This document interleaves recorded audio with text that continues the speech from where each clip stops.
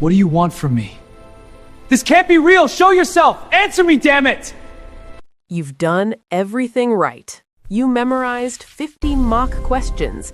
You scripted your tell me about yourself to the second. You even practiced your hand gestures in the mirror. But the email still says, we decided to go in a different direction. In 2026, the biggest reason top-tier candidates fail isn't being underprepared. It's being too prepared. You've polished away your humanity. Today, I'm going to show you why your perfect performance is a red flag for HR, how AI interviewers are programmed to spot your scripted voice, and the 3-step authenticity framework that will actually land you the offer.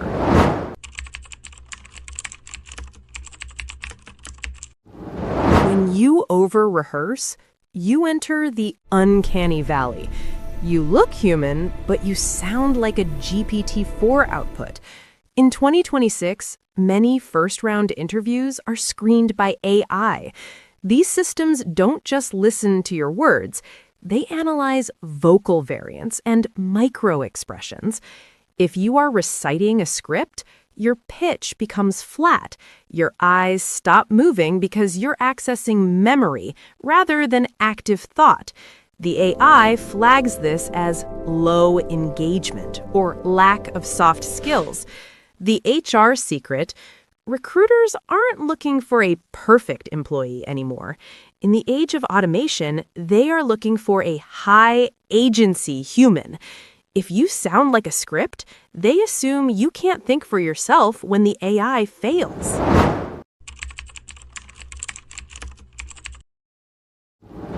Let's look at a real example. Candidate A has a 4.0 GPA and a 5-minute memorized speech.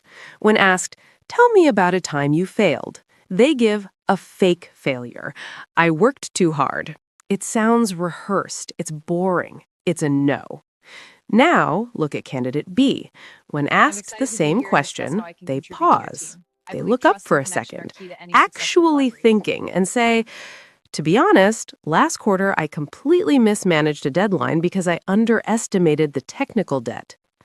Why candidate B wins? They showed strategic vulnerability. In 2026, trust is the rarest currency. By admitting a real flaw, you prove you have the integrity to handle high-stakes projects. I call this the flawless flaw technique.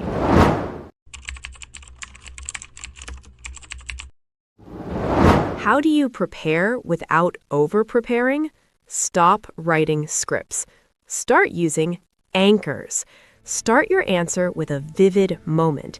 Instead of, "I am a leader," say, "It was 2 a.m. on a Tuesday when the server went down." This hooks the human brain immediately. Instead of memorizing the middle, just remember the turning point. What was the one decision you made that changed the outcome? Then, always end by asking a question back. "That's how I handled that crisis. Does that align with how your team manages high-pressure sprints?" This turns an interrogation into a consultation. You aren't a beggar, you're a problem solver.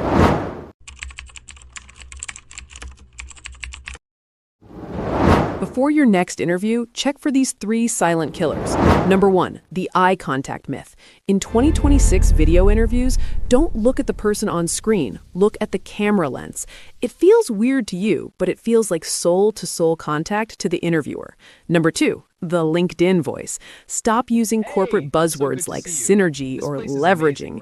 Talk like you're explaining your job to a smart friend at a coffee shop. Number 3, the background halo.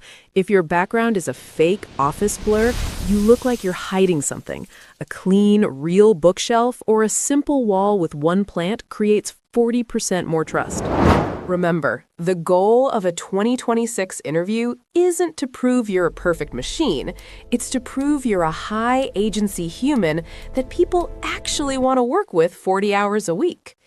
If this reverse thinking strategy shifted your perspective today, hit that like button. It tells the algorithm that authentic career advice deserves more reach. Now, I want to hear from you. Drop a comment below with the one interview question that always makes you freeze. I'll be jumping in to help you build a custom 3-anchor framework for it. If you have a friend who's currently struggling with ghosting or rejections, share this video with them. Sometimes one mindset shift is all it takes to change a career trajectory.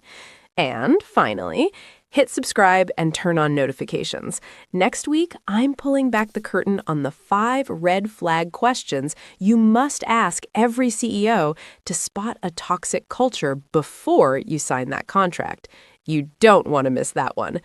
Go out there, stop performing, start connecting, and let's get you hired. I'll see you in the next one.